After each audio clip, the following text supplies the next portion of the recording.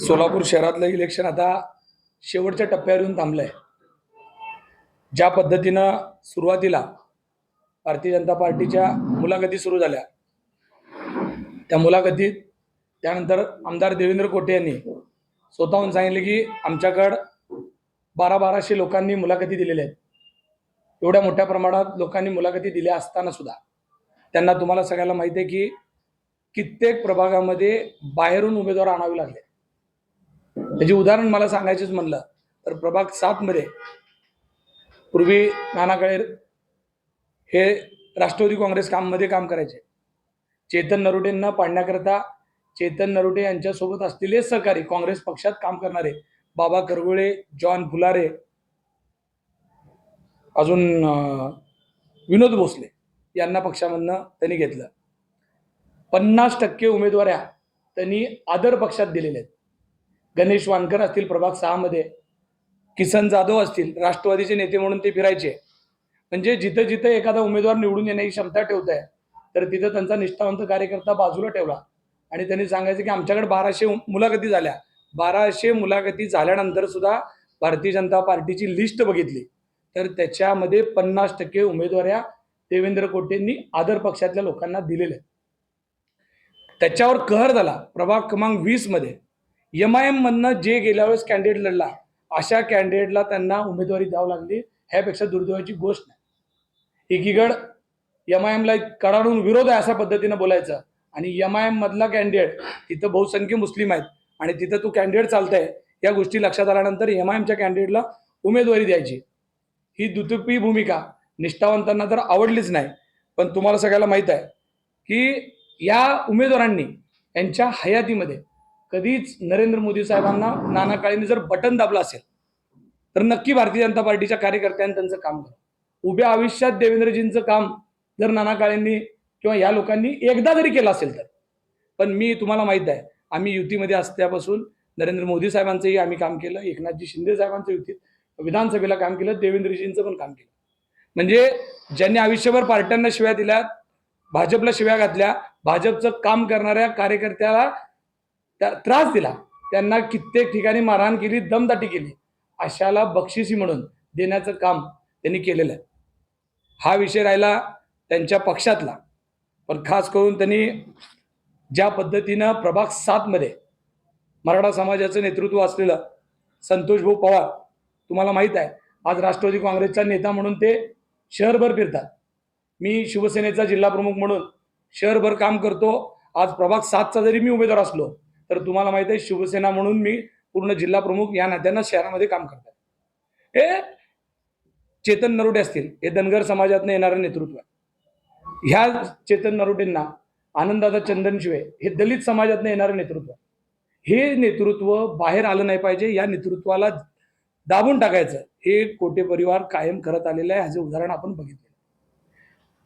तात्यासाहेब कदाचित काही लोकांना न्याय तर देत होते, पण देवेंद्र ज्या पद्धतीनं ही सगळी मंडळी संपवण्याच्या दृष्टिकोनातनं, म्हणजे मराठा समाजाचं नेतृत्व संपून टाकायचं, धनगर समाजाचं नेतृत्व संपून टाकायचं, दलित समाजात या भागातला नेता राहिला नाही पाहिजे, कोण जे कोणी असतील ते त्यांच्या घरी पाणी भरत असेल तरच त्याला नेता म्हणून फिरता येईल, अन्यथा कुणालाही तिथं काम करण्याची संधी देणार नाही. इतक्या क्रूर भावनेतनं यांनी इथं राजकारण करण्याचा प्रयत्न याआधी केला.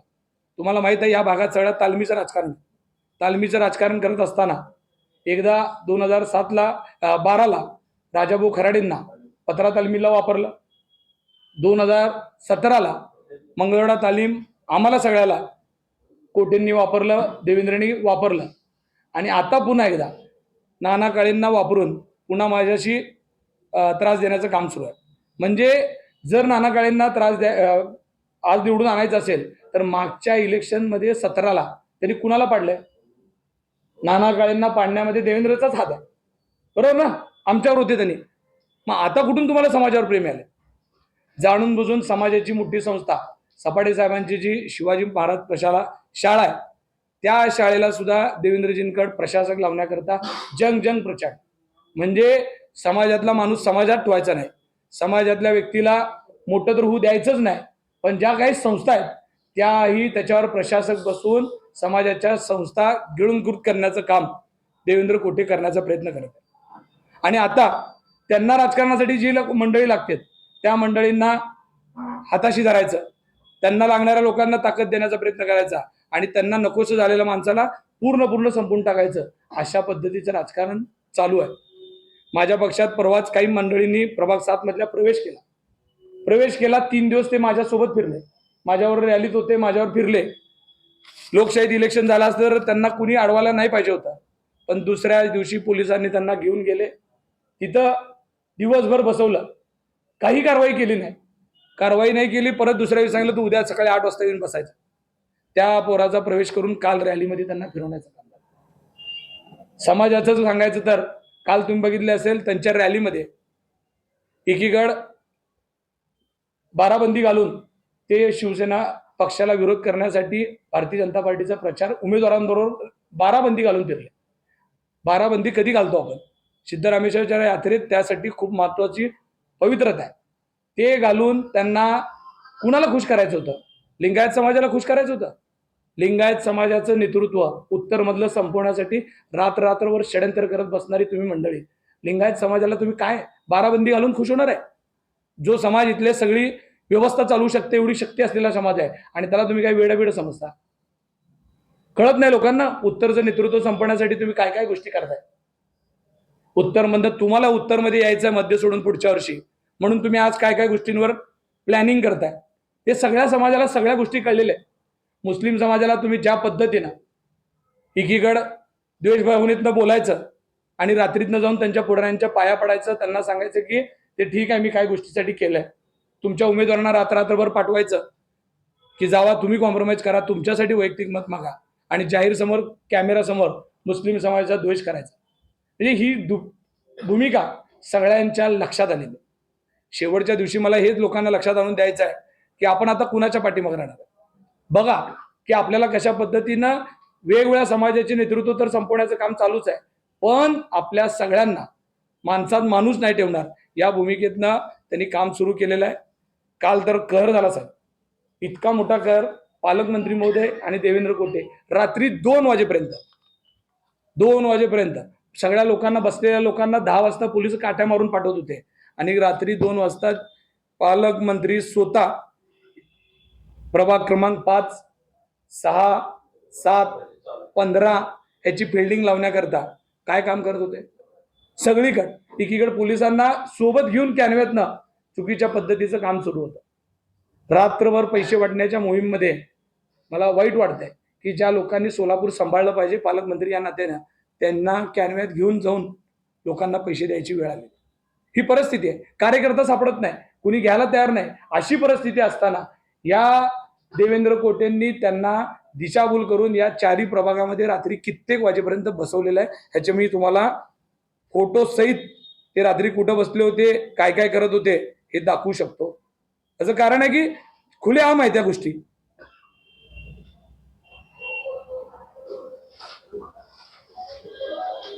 तुम्ही बघा, पालकमंत्री स्टँड एरियामध्ये पान टपरीवर बसून दोन्ही प्रभागाची फिल्डिंग लावत बसले होते.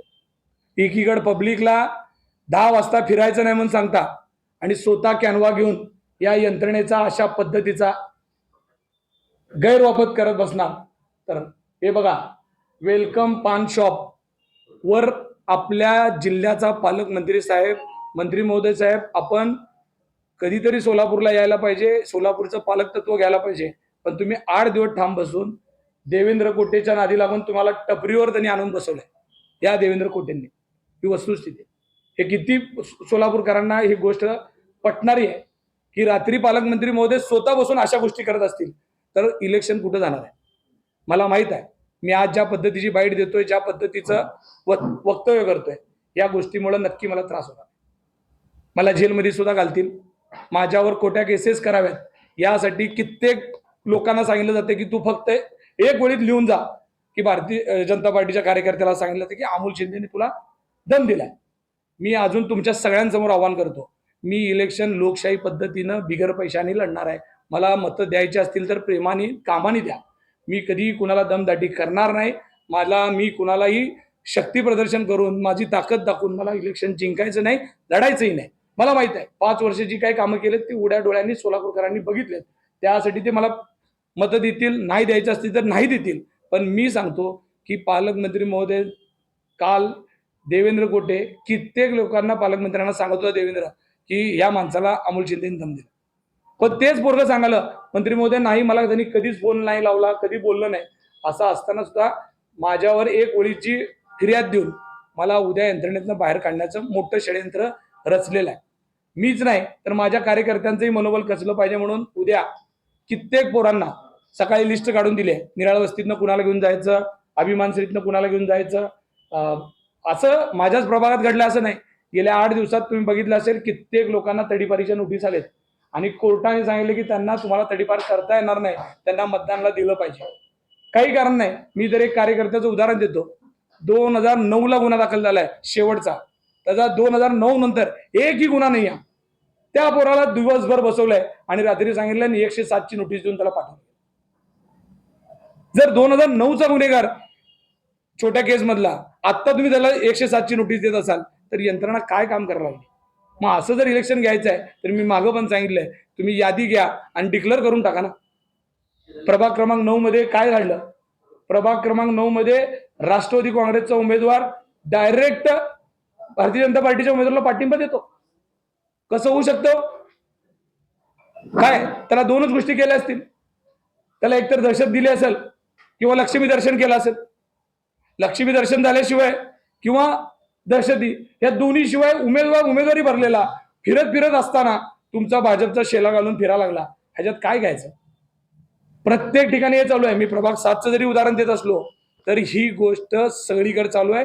सोलापुरात आम्ही बोलणारी माणसं आहे, समोर येऊन आम्हाला काय त्रास झाला तरी आम्ही समोर येऊन हिमतीने बोलण्याची प्रयत्न करतो. पण मला माहित आहे बीडी घरकुल पासून ते सोलापूरच्या शेवट टोक्यापर्यंतचा माणूस कॅमेरा समोर येऊन बोलणार नाही, त्याला होत असलेला त्रास सांगणार नाही. त्या सगळ्यांच्या व्यथा मी सांगण्यासाठी हा त्रास मला एकट्याला नाही, कित्येक उमेदवारांच्या भावाला नेलंय, कित्येक उमेदवारांच्या पै पाहुण्यांना नेत आहेत. आमच्या रॅलीत काम केला, फिरला की सकाळी पोलीस येऊन घेऊन जाईल, दुपारी पोलीस त्याला दिवसभर बसू देत सोडते. मग असं जर इलेक्शन होणार असेल तर आपल्याला कसं उद्याची यंत्रणा करायची? मला एक हे आहे की उद्या जर मला विनाकारण अटक झाली तर तुम्ही पत्रकार बांधवांना विनंती आहे की माझ्या घरच्यांना घेऊन आपलं इलेक्शन करा. कारण मला माहित आहे की उद्या काय करणार आहेत. उद्या सकाळी करतील. मी जर जाहीर सांगितले पोरांना साधी पॉम्पलेट सुद्धा खिशात घेऊन फिरू नका, कारण तुमच्याच पॉम्पलेटमध्ये आमच्याच पोरांना पकडून सांगतील की तुमचे पैसे सापडले तर चला तुम्ही आतमध्ये. पैसे कोण वाटायला लागलाय, कोण दहशतीच्या वातावरणात इलेक्शन करायलाय, सगळ्याला पूर्ण लक्षात आलंय. पण मी म्हणत होतो की काही लोक समोर येऊन बोलतील, काही लोकांना असं वाटेल की या सगळ्यांसमोर, पण मला नाही इलाज झाला. आता मी ह्यांना घाबरलेलं नाही आहे, पण मला खरं चित्र लोकांसमोर आलं पाहिजे या मानसिकतेतनं मी ही सगळी गोष्ट तुमच्या समोर आणतोय. बाकी मला एवढं सांगायचं की लोकशाही पद्धतीनं सोलापूरचं इलेक्शन व्हायला पाहिजे होतं, अपेक्षित आहे. ज्या पद्धतीनं सांगोल्यात शाजी बापूंना त्रास दिला त्याच पद्धतीने सोलापुरात अमोल बापूला त्रास देण्याची यंत्रणा चालू आहे. तुम्ही याबद्दल एक वाजता पालकमंत्री तुम्ही सगळ्यांना बोलून घेतले असं म्हणतात. नाही, मी फोटो दाखवला तुम्हाला, ती झालं नव्हतं ते. नाही, मी स्वतः बघितलेलं आहे. मी ऐका, पत्रकार होते, पोलिसांना आम्हाला तुम्ही तेच सांगलो ना, पत्रकार जरी असले किंवा काही नाही, मला हरकतच नाही त्यात म्हणण्याचा उद्देश. माझं म्हणण्याचा उद्देश आहे की 4 लोक एका जागी बसले तर तुम्ही काट्या मारून रातभर हलवताय. 4 लोक बसले तर 2 पेक्षा 4 माणसं एकत्र आले तर तुम्ही काट्या मारून हाकलताय. चौकाने आमच्या माणसाला एकत्र येऊ देत नाही आणि तुमची पूर्ण यंत्रणा देवेंद्र कोटे रातभर फिरते सगळ्या बोळाबोळानी. पालकमंत्री महोदय म्हणले होते ना कालच की देवेंद्र कोटेला अशावर लढायची काय लेवलच्या माणसाबरोबर. त्याची काय लेवल आहे ते अमोल शिंदेला चांगलं माहित आहे. माझ्या जोडीत तो पहिलवान मोठा झालाय, 1 वर्षाचा आमदार आहे, एमआयएम बरोबर इलेक्शन लढलंय म्हणून तेवढी मतं पडलेत. जरा बी फुगायची गरज नाही. ज्या दिवशी शिवसेना बॅलेट पेपरवर असेल ना एमआयएम वर्सेस धनुष्यबाण आणि कमळ, त्यावेळेस पब्लिक कुणाला चॉईस करेल ना ते तुम्हाला सगळ्यांना माहित आहे. तुम्ही फुगीर पद्धतीने राहू नका की एमआयएम बरोबर इलेक्शन लोकांनी स्वीकारलं, एमआयएम नको म्हणून तुम्हाला टाकलेली मतं म्हणजे काय तुमची मतं नाहीत. याच इलेक्शन मध्ये चॅलेंज आहे माझं.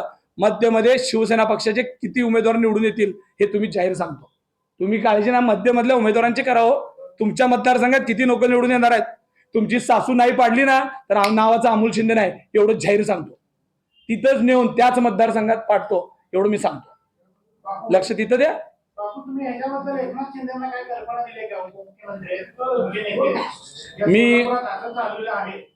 वारंवार आमच्या नेत्यांच्या कानावर घालण्याचा प्रयत्न केला, पण तुम्हा सगळ्यांना माहित आहे की आमचे शिंदे साहेब कालच त्यांनी बाईट पाठवली सोलापूरला.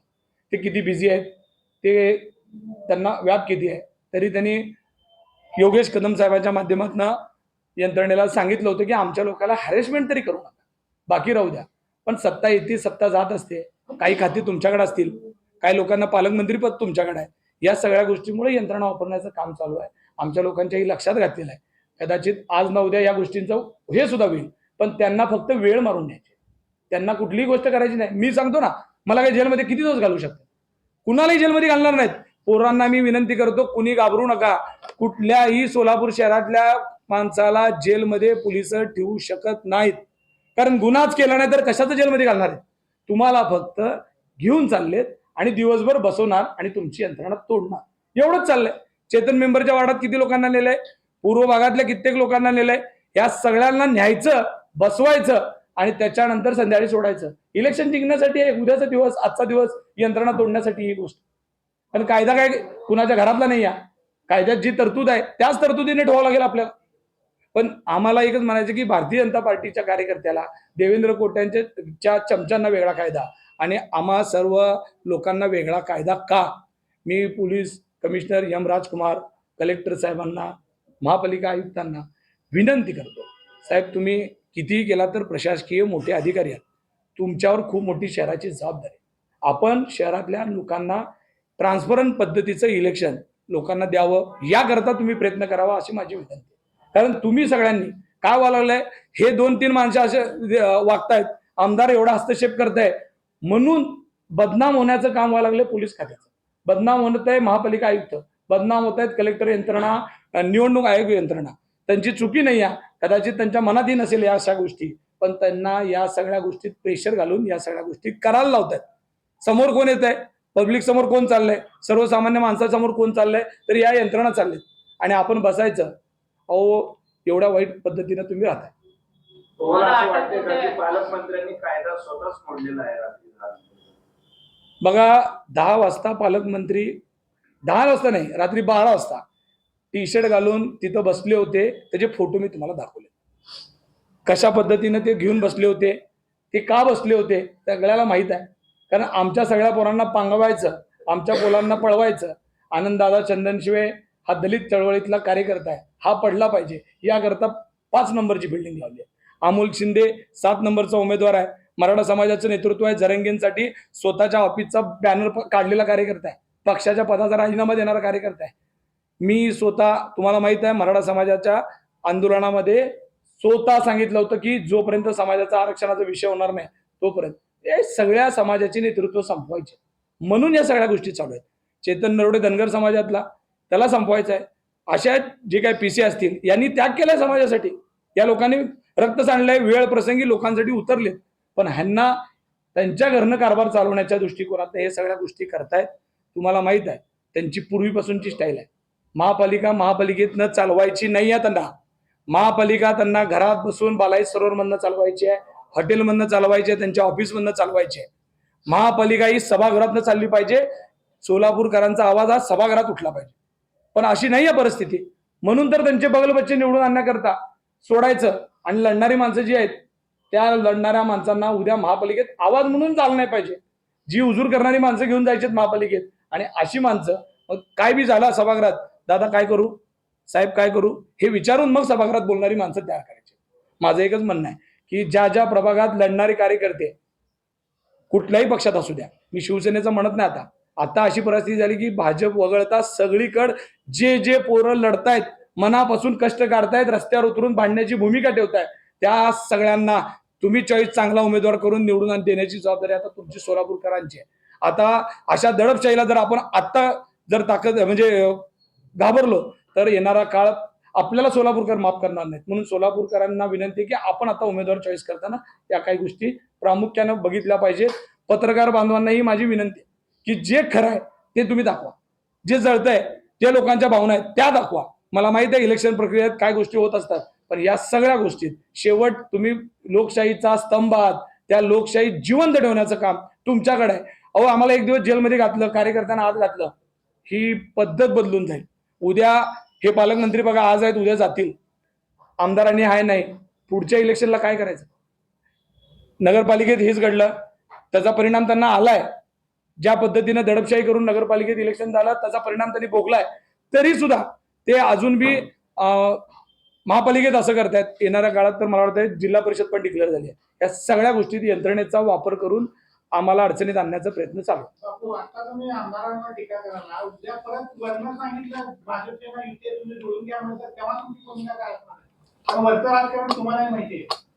परत वर्ण मी सांगितलं- आज निकालाच्या आधी सोलापूरकरांना भाजप वगळता सगळ्याच पक्षाच्या उमेदवारांना, शिवसेना पक्ष, राष्ट्रवादी काँग्रेस पक्षाची आमची युती आहे, आमच्या उमेदवारांना निवडून द्या, जास्त संख्येनं आम्हाला सत्ताच द्या असं सांगतो. कारण एकीकडे एकनाथजी शिंदे साहेब असतील, अजितदादा असतील, यांचं नेतृत्व खमकाय. हे नेतृत्वच नाही, आम्ही पूर्ण सत्ताच मागतोय सोलापूरकरांना. लोकांच्या डोळ्यात पाणी आहे पण नळाला पाणी नाही. काय मिळालं? गेली 9 वर्ष झालं या आमदारांचा वाद बघण्या सोडून, आणि आता ते तर लई छोटा विषय होता, हा तिसरा आमदार येऊन तर पाक परिस्थितीच बदलून टाकली आहे, हे तुम्हाला सगळ्यांना माहित आहे. तुम्हाला उद्या अटक होईल ही शक्यता तुम्ही वर्तवल्या, कशाच्या आधारे तुम्ही हे केलं? ज्या पद्धतीनं गेल्या 8 दिवसात माझ्यासोबत फिरणाऱ्या पोरांना पोलीस स्टेशनला बोलवलं जातंय, त्यांच्यावर 107 जुन्या कुठल्या तरी केसेस काढून त्यांच्यावर त्रास दिला जात आहे. मला माहिती आहे की माझी यंत्रणा खिळखिळी करण्याकरता कुठला तर छोटा मोठा गुन्हा दाखल करण्याचा कुणाला तर सांगतील, तुम्हा पत्रकारांना कळाच्या आत ते मला अटक पण करून आत नेऊन ठेवतील, आणि मला माहित आहे दुसऱ्या संध्याकाळी मला सोडून पण देतील. मलाच नाही तर माझ्यासारख्या 50 कार्यकर्त्यावर असं होणार आहे. आणि ही माझ्याच प्रभागात हे घडेल असं नाही. मी सोलापुरातल्या सर्वच उमेदवारांना जे जे इलेक्शनच्या रिंगणात आहेत त्या सगळ्यांना विनंती करतो, कुठेही तुम्ही दहशत करू जाऊ नका. आपल्याबरोबर कुणी नाही या, यंत्रणा नाही या. तुमची एक चूक तुम्हाला पूर्ण इलेक्शन प्रक्रियेतनं बाहेर काढून टाकेल, अशा पद्धतीचं षड्यंत्र लागलेलं आहे. आणि हे सगळं डोळ्यासमोर आहे की असं षड्यंत्र नाही, अशी परिस्थिती आहे. म्हणजे मी प्रभाग 7 तर सोडा हो, सगळ्या 102 जागेवर लढणाऱ्या प्रत्येक उमेदवारांना, हे महिला उमेदवारांना सोडणार नाही. ज्या महिला उमेदवार अतिशय चांगल्या पद्धतीने लढणार आहेत त्यांना सोडणार नाही, हे बाकीच्यांचं सोडा. बापू, प्रभाग 22 मध्ये 3 मध्ये पैसे वाटप करण्यात आले होते. सगळीकडंच ह्या सगळ्या गोष्टी चालू आहेत, खुलेआम चालू आहेत. पैसे वाटपनाचा, दहशत करण्याचा बडीमार चालू आहे. मी आता सोलापूरकरांना विनंती करतो की यांच्या थोड्याफार देणाऱ्या पैशावर न जाता आपण सोलापूरचा विकास डोळ्यासमोर ठेवून आपण मतदान करावं, एवढीच विनंती. ठीक आहे.